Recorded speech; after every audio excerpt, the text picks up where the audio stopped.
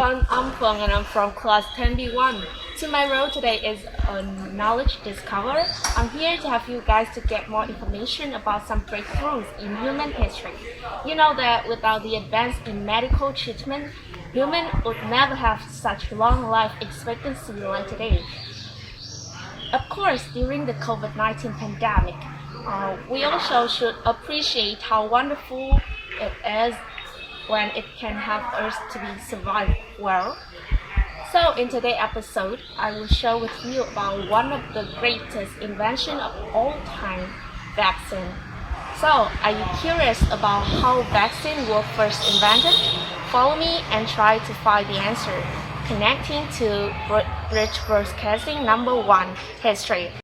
The story of vaccines first started in late 1700s. For such a long time ago, Edward Jenner, a British physician and scientist, was born on the 6th of May 1749 in North England. At that time, in his homeland as well as around the world, smallpox was a serious threat to human health. Edward Jenner then spent nearly 30 years pondering the story. Jenner observed many people and found that those who were infected in cowpox disease absolutely did not get smallpox anymore. He wondered if it was possible to intentionally spread cowpox to people so that they might not get smallpox. Consequently, he conducted some experiments to prove the hypothesis, then transplanted it on the arm of a healthy baby, James Phipps. After a week of cowpox, the baby was completely cured.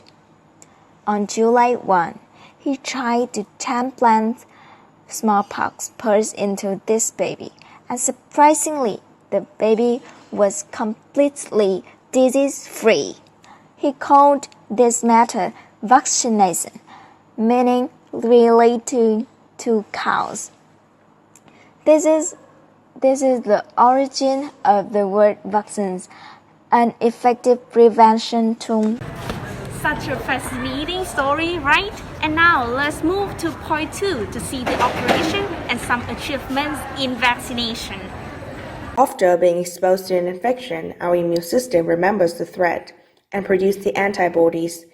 These are essential proteins that circulate throughout the body and in our blood, which quickly identify and disable the intruder, therefore preventing or reducing illness. That's why we don't get sick from the same bug more than once. Vaccines work in the same way, causing the body to produce antibodies against the pathogen without causing illness. Since the first use in 1796, vaccines have been changing the world. Taking Ebola as a clear example, it is reported that on average, 50% of people contracted Ebola may not have a chance to live. If it had not been for the vaccines, the number would have been much bigger than we had expected. It's hard for people to see how effective the vaccines were during the pandemic in the past, so just take the coronavirus for instance.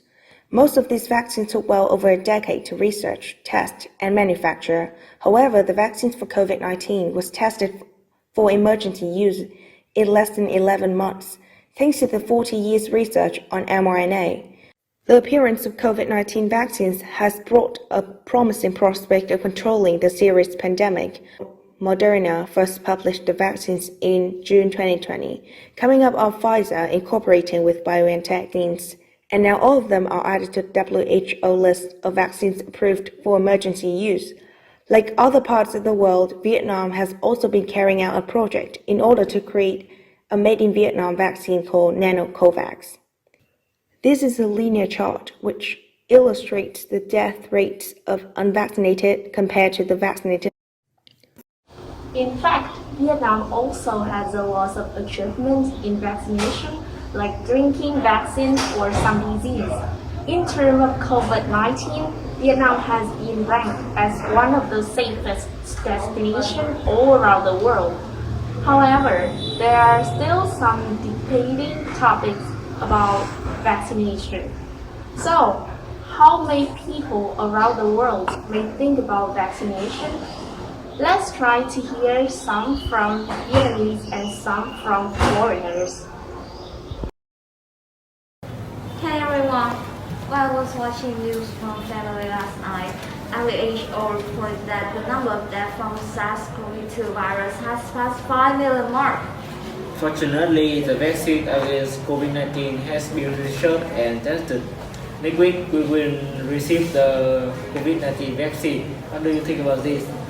Some people say that the vaccination doesn't protect us fully, so I think we don't need to have COVID-19 vaccine. Wait, I don't agree with you. Once we have our vaccine, the outbreak of getting it is going to be a bit lower, but it's not zero. Yes, if we are vaccinated, we can continue to go to school and participate in other activities such as studies, sport, and many other activities safely. According to CDC, the COVID-19 vaccines are safe and effective. Through some surveys we carried out, there are still lots of international citizens who has been vaccinated. The reason for this is that most of them agreed and believed in social immunity. However, we still can see that not many people being outside our country don't want to get COVID-19 vaccination. Some people say that it is no use vaccinating due to some negative posts on social media about the sudden or other side effects, whereas others think they don't need it after having suffered from coronavirus. For this debating topic, let's pay your attention to this online interview. Yes, we do. We have vaccination, but I haven't received one. Oh, why? I think vaccination is useful for everyone, so why didn't you get it?